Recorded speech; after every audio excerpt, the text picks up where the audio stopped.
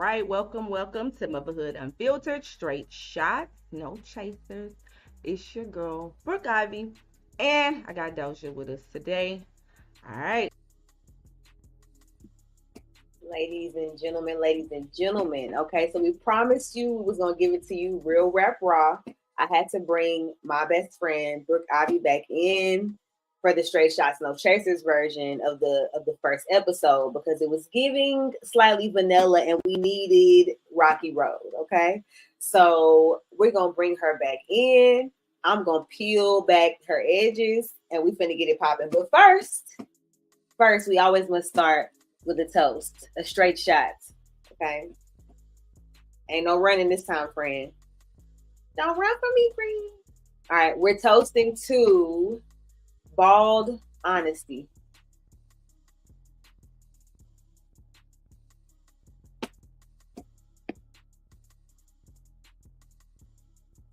Honesty. Hmm. Okay, let's get into this honesty then. I'm here for it. Let's go. All right, so first we're gonna start off with a little game I like to call the Mother Minute. And in this minute, I'm gonna run you through some this or that type of scenarios, and you're gonna give me your quick, most true, honest answer. So let's get it started with the Mother Minute. All right, first one: light skinned men or dark skinned men? Chocolate. Look at me. All right, the size of the boat or the motion in the ocean? Can I keep both? One or the other. Bum, bum, bum. I'm gonna go with size because if you ain't working with nothing, yeah, I don't know. Mm. All right, as we are both drink connoisseurs, would you like a smoked old fashioned or a martini? Dirty martini. Mm, I don't really like the smoked old fashioned, but I'm not a martini girl, so I would take a regular old fashioned. Regular old fashioned is a good option. Okay. California or Tennessee? Nat 10, you already know. All right. MTSU, which is your alma mater, or TSU? Ooh, I want to plead the fifth. um, y'all might be mad at me. I love y'all, my MTSU folks, but I'm going to have to go with TSU. And why? Because my mother went there, a lot of my family went there, friends, and it's just the culture. I grew up going to all the parades, Battle of the Bands, all the different things. So, and my high school was known as Mini Whites Creek. So, I mean, Mini TSU. I went to Whites Creek. So, sorry. I love y'all at MTSU though. Ooh. All right. So there's a lot of beefs going on right now, rapper versus singers, singer that's a rapper versus singer, all that. So I want to know very quickly, Chris or Quavo?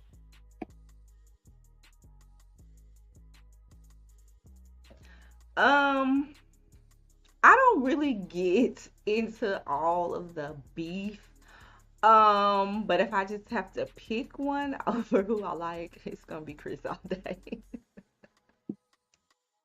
Okay. I was worried. And you don't have to necessarily be in the beef. We can just go with like who would you choose? So being that there's a very close second, I'm gonna make this a three-way, right? Kung Fu Kenny, which is Kendrick Lamar, Drake, or Rick Ross. Oh, There was one time when I loved me some Ross. But after what I heard from Kendrick, and I only heard it because my cousin was here and he was going crazy, and I was like, okay, turn it on. Ooh, Kendrick. Drake needs to go have several seats and sit down. That's all I have to say about I would have to agree. At this point, I think it would be wise for Drake to just, it's funny, just real quick. I watched this breakdown the other day because, I'm a huge Kung Fu Kenny fan. We have the same birthday. And in the breakdown, this guy talked about supposedly several times that Drake tried to squash the beef throughout their interaction, but all the efforts to squash were like social media efforts, like something people could see. And I'm like, that's not really truly you trying to squash it, right? That's like, I want everybody to see that I'm trying to squash it while I keep throwing shots. But anyways, all that aside, so because I wanted this to be fresh and off the top of the dome, I jotted down a couple of quick questions. So I will refer to my questions, but I need those answers to be crisp and on point. I'm gonna give you about a minute to give me what I need to hear. Okay, I'm gonna go bah bah bah. You got to start over and give it to me raw. All right. So, are you ready? Ready? All right. So, this is kind of a two-part question, right? What experience prompted you to create the podcast, and who do you think benefits most from the content? So, what experience prompted you to create the podcast, and who do you think will benefit most from the content? Just honestly, having to make the decision basically to choose my family, my mother, or my child. Being served with court papers that that's what did it. And as far as who I feel like will benefit, I feel like all parents can benefit because I do want to bring on different guests with all different backgrounds, different experiences, stories, walks of life. But my heart is with single moms, working moms, because that's who we are, that's who our mothers were, and that's what we connect with. But essentially, all parents.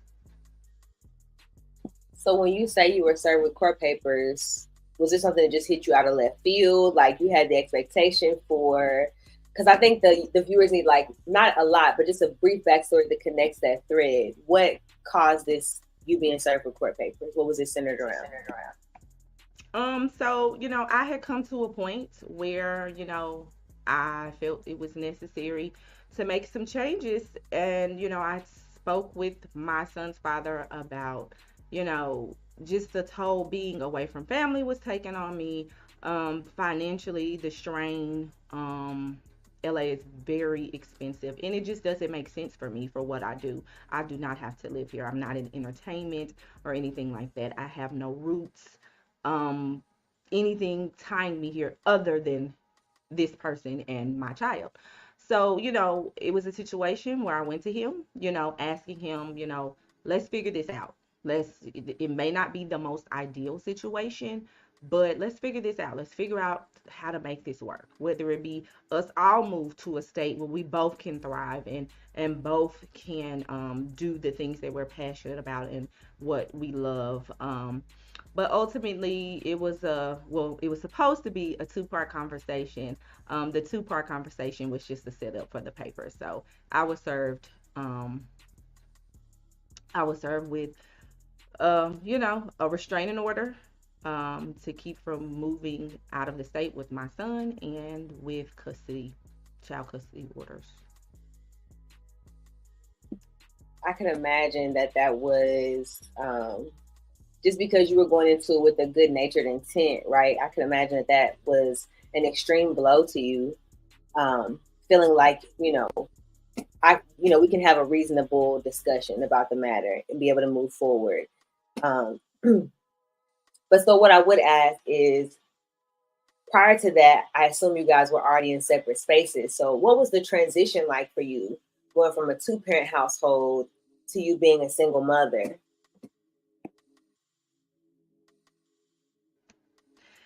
It was difficult. I'm not gonna lie, it was difficult because although it was my decision to leave, to step away from something that was no longer serving either of us, it's still a grievance, right? A grievance of what you thought your life was going to be, what you thought it was going to be for your child. I had never lived out here without this other person, and like I said, I don't have family here, so literally having to stand alone, with not a lot of, support. So the transition, it was difficult. It was difficult, as far as helping my son, with the transition emotionally, financially. So yeah, it brought us challenges.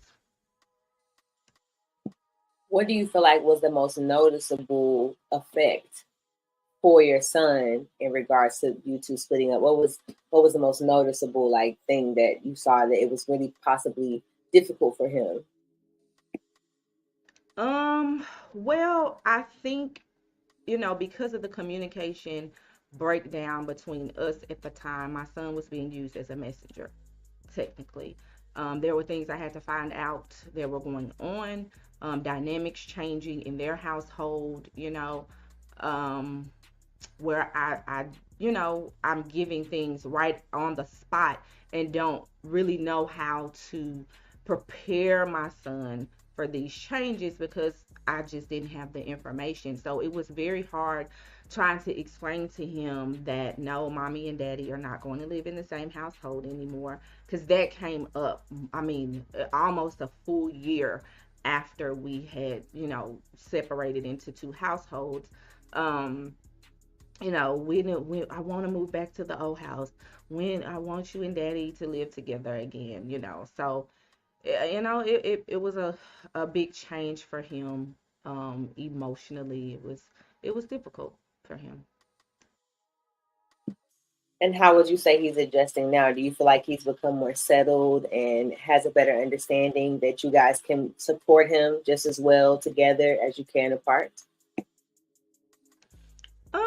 I think it's gotten better. It's gotten better because I think just from reassuring him and just continuing to express that, I just had to tell him, mommy and daddy love you. We both love you. You are so blessed. You have a room at your dad's, you have a room at mommy's. Now has a stepmother, a stepsister, and a baby sister. Like, you have all these different people who love you. We all care about you. um and just continuing to just answer the questions as they come up and reassure him that everything is going to be okay. Mommy and daddy are fine, but this is the difference between mommy and daddy living in the same household. There are just some changes that are going to happen and some things that are not going to be like they were before. I think that's great. I know that a lot of us grew up, you yourself and myself as well, in single parent households, and I think it definitely at least eases some of the discomfort, right? When the mother has a more positive outlook on the absence or like the separation from the father. I think that you and I both had a very similar situation, though, where it was more so the absence. So no matter how positive the outlook was from the mother, the absence is something that can be seen and be felt. So, I think looking at it as his godmother, I think that I find for him, I feel like it's a blessing because at least he's in a place that neither you or I got to experience with having the other parents, at least be able to be present and be able to be there to support and feel that, twice the love, right? Than, he would if it was like our experience where we kind of, most of the pressure was on our mothers.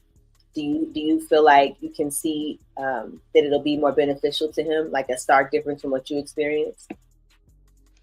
Absolutely, absolutely.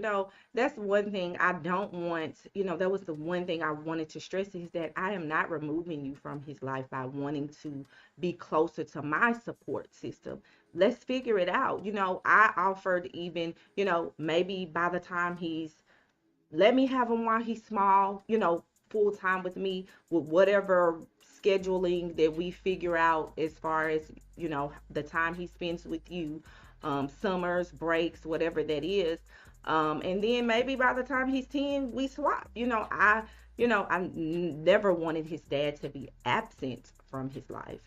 That wasn't the case. So yeah, I'm very, I'm happy that he does have both of us. I'm thankful that his dad is, you know, involved and invested in his life.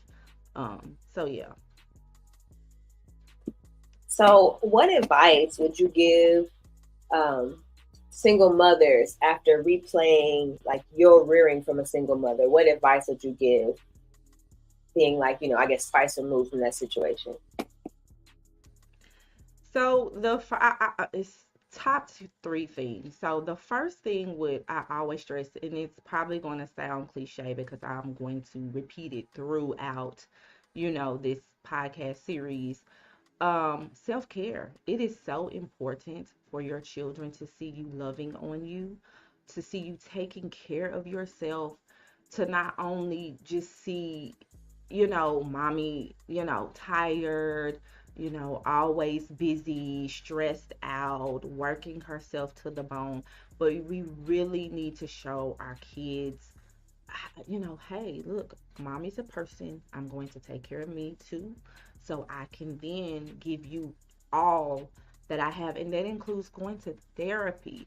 Therapy has been such a game changer. And I've gone, before in the past. But, it just having a third party, someone to talk to that's unbiased. Your family and friends are going to tend to take your side, or, people on the other side may, they may rationalize someone else's decisions, behavior, but it's good to have a third party to check you. You just like, no, Brooke, you were tripping, and he was okay doing that.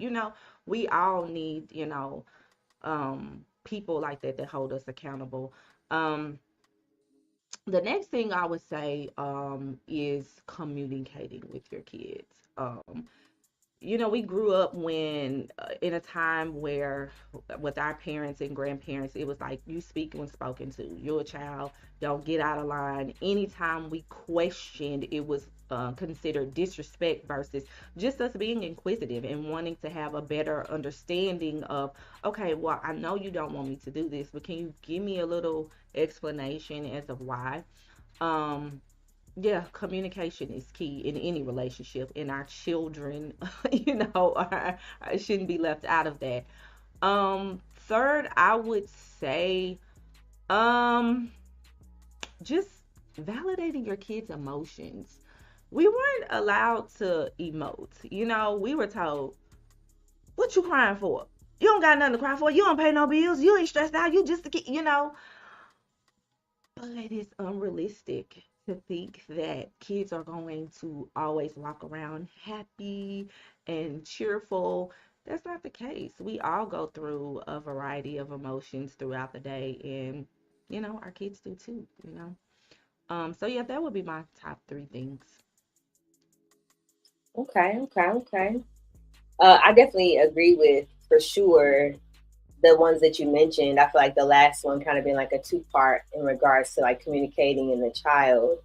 I think that, like you said, that's a big category that a lot of parents nowadays, will be kind of chastised by their parents for like, oh, y'all too soft, or y'all too this, or y'all too that. And I think that the juxtaposition that we're in is when having a single parent, you put them on this high pedestal, right? As if they're not just like human beings having an experience too.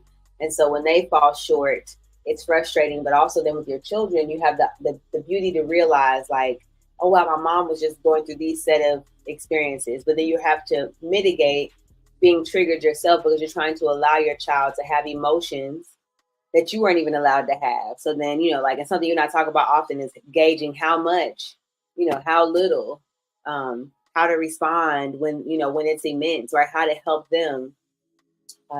Because we know how our children may be received by the world, right? How to help them hone it in and be able to properly articulate their emotions. So, what I want to ask is, in regards to therapy, what do you feel like thus far are your top two takeaways from therapy? Like, what are the best two things you feel like they've done for you? Um, Something we talk about a lot is just self-care. So much of your identity after you become a mom is wrapped in your kids, and you just, for me, I know I just get so used to the hustle and bustle, and I gotta do this for him, I gotta do this for him, that sometimes I forget about myself. Like, that is the number one thing that my therapist is always driving home. Okay, she told me the other day, listen, that is great, I love that you're doing that for your son, but I am not his therapist. I am yours. I was like, ooh, that's my wig. She was like, what are you doing for you? I'm like, um, you know. And something else is, I think we've talked about this too, just celebrating the small victories. We get so caught up in thinking, oh, I haven't made progress if it's not this big, huge amount of progress. And like, who cares about the scale? You know, if you did one task that week, that, you know, something that you said, this is what I need to do for myself, whether it be for your career, personal, whatever, and you did it, then pat yourself on the back. You know, you did it. So those are kind of like the top two reoccurring things that she's always, you know, driving home. Celebrate the small victories, and hey, remember, you're still a person. Take care of you. You know, take care of you. Carve you out some time, even if it's 15 minutes in a day. Find some time for yourself to pour into yourself. Yeah, I agree. A win is a win is a win is a win, baby. Whether it's like I put the groceries away, you know what I'm saying? I prepped the meal for the next 2 days. I washed some clothes and then I folded them right away. A win is a win is a win is a win. So I guess another part of that question I would like to ask is, what advice do you wish your mother would have given you? Right? Like as you look back, as you've grown, things you have experienced, what advice do you wish she would have given you? Okay, so when I look back over my life, the number one thing that I see that was lacking, in my family, um, in my upbringing, was boundaries. Boundaries are looked at as a negative thing or limiting someone from something, but boundaries are necessary. They are so necessary for any relationship that you develop in life, whether it be, you know, a colleague, coworker, a partner, a friend. You know, people will take advantage and get over and manipulate if you do not learn how to set boundaries. And it's nothing wrong with that. But so many of us, especially women in the South, we are just taught to people please and, you know, just, you know, be little Southern women and go with status quo and not ruffle any feathers. But setting boundaries, I wish my mom would have set more boundaries, with us as her kids, with, other family members, with people in general. So, setting boundaries. I definitely think it's like a major key, the subject of boundaries. Like even teaching your children to set boundaries with you, right? Like there are things that we do as parents that make them uncomfortable. And I think that if more parents would have discussed boundaries and allowing children to vocalize, I think a subject for another time for sure is like a lot of children that experience verbal, emotional, physical abuse by like other relatives. And because they're like, you know, please were not like respected as actually something to say, right? Like a boundary. Those things went unnoticed, right? You know, and I hate that whole saying about sometimes your first bully is your family, but sometimes it's true. And I think if boundaries were able to be set, we could have mitigated some of that, you know. And I think that our generation is the one that's kind of stuck in the middle of this like sandwich, right? Of like the baby boomers and the group next to theirs that has this like very traditional way of doing things, right?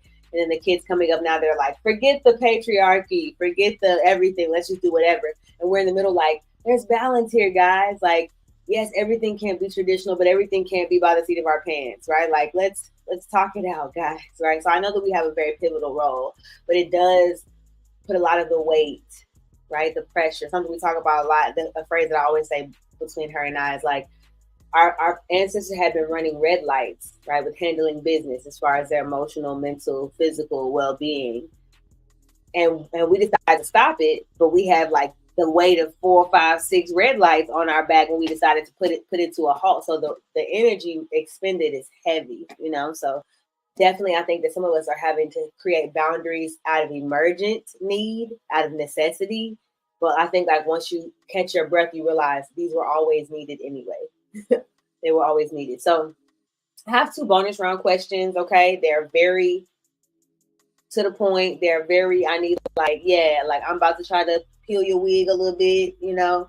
So, bonus question number one: knowing what you know now, would you do it all again? And that means everything, my beautiful godson, all the experiences had, knowing everything that you know now, would you do it all again?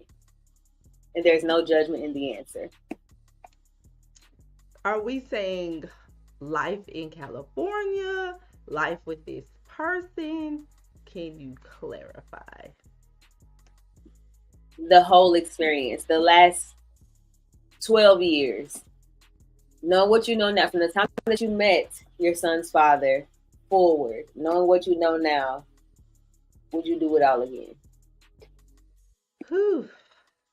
Knowing that time is something that you don't get back, and knowing how much time I spent in mm, a relationship that did not serve me, no, I wouldn't have. It goes back to those boundaries and um, just self care and knowing when to let go, when to let something go, when to fold. Yep. So no.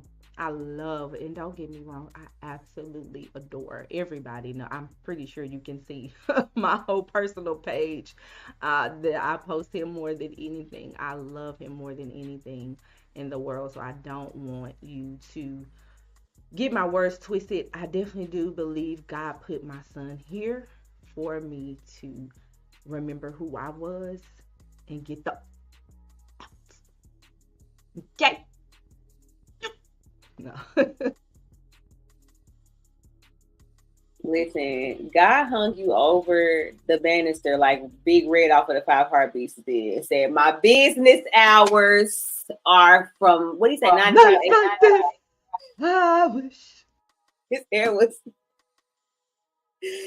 baby, the curl, the perm was, I mean, like, because that before that, you, nights like this, I wish that raindrop would. God was like, listen here. He was like, no more of this, okay? No more of this. But you know what? To just make sure that the viewers understand, I stand with you in solidarity, right? I have a situation where my son's father is not a part of his life, period, point blank. And I know for a fact, because I've said it for years, I think that God, I'm the oldest of five. I was like, I ain't having no kids, honey. I already got kids, right? And God was like, now I'm gonna give you the ultimate source with which to place that energy, that love, that passion, that care that you have into. But if I knew what I know now, based on the fact that I was trying to escape that that cycle of being a single mother, that cycle of not having a father present, would I do it all again? No, because I think something would have identified for me who I was. And I think that God still would have blessed me with the child, regardless of whether and I think people, like, they look at something, they take it so straightforward, like, dang. But the truth is, like, Anthony was always intended to be yours. Trevor was always intended to be mine, right? It's just, what person you chose to open the portal of life and bring him through with, right? So I stand in solidarity with you. I would have definitely done things differently.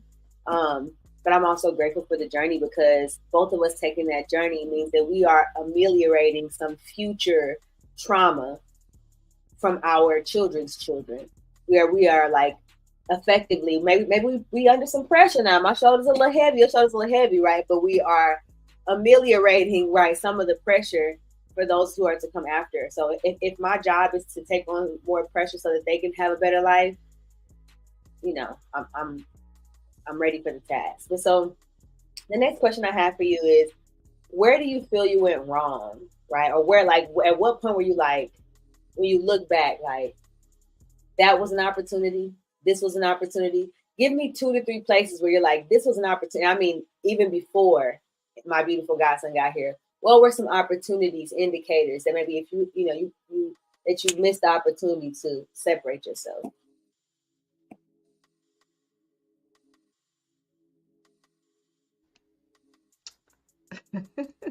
There are 3 instances that I can think of. So there was when I graduated from grad school. I had a small little intimate graduation party, and I just remember looking back at everyone, looking at the dynamic and the conversations in the room, and looking over at my person at the time, thinking, what the hell? It was just, I'm gonna be honest, the most immature person in the room, just from how he was acting, behaving, and I was just like, what? And then another instance, um, we had already moved out here. There was a situation where, we were on the outs, and we had been displaced because of an apartment flood, and we were both in staying with friends in two different places. And we had things in a safe, and something of mine was removed, and it was this whole big issue. That was number two. And then the third biggest one was when I was pregnant. Our entire pregnancy, we argued about my son's name. Um, I did not want to name him after his father. One, I wasn't married to him. I don't feel like I owe you that, as an unmarried woman. Um, there are already three people with that name. Not the full, but three people with the first name. And I'm just like, I want my son to have his own identity. But him, and he used a lot of manipulation to have other people, try to talk me down, and tell me that, oh, you should do that, that's his namesake, and things like that. But it got to the point where he literally threatened to leave if I did not. And in that moment,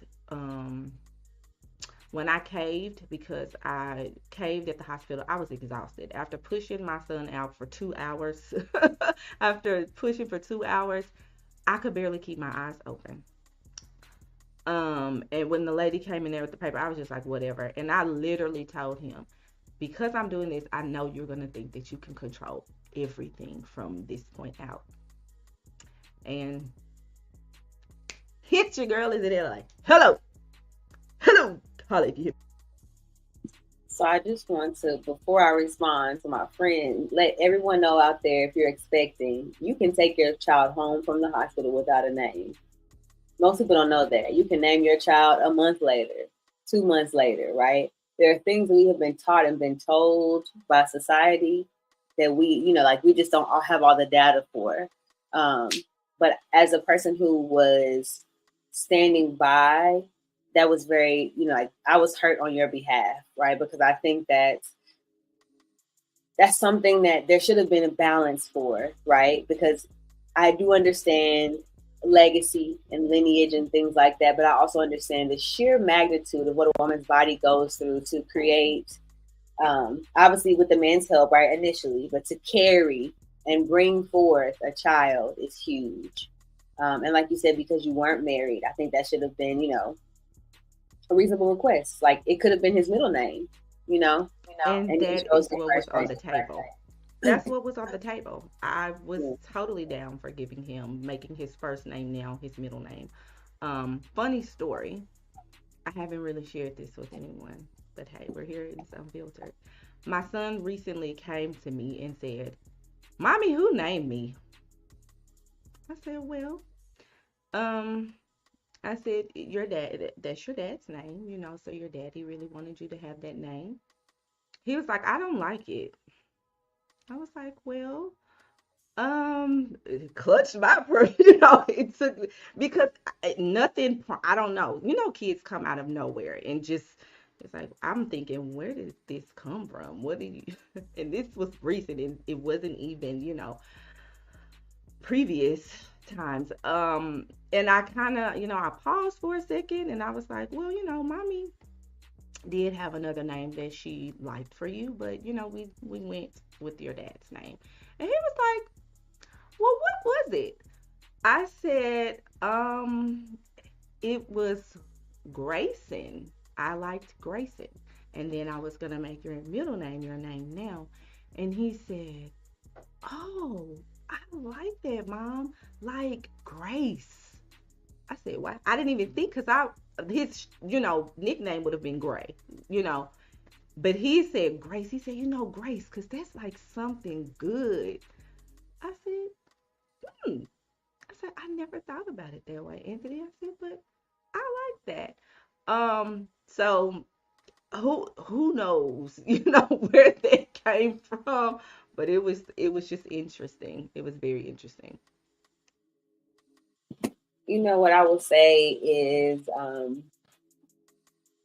Anthony can always change his name if he decides to when he's older, right? Like, you know, it can be changed at any time, actually. So not encouraging that, but I mean, I think that I identify very much with my godson, right? Because my name is like two namesakes, and I've always like most people know like my first name is not Dozier, but I've gone by Dozier for like since high school. And when I joined the military, people are like, "What's your first name?" And I'm like, "I've been going by Dozier before I joined the military. Like this is who I am."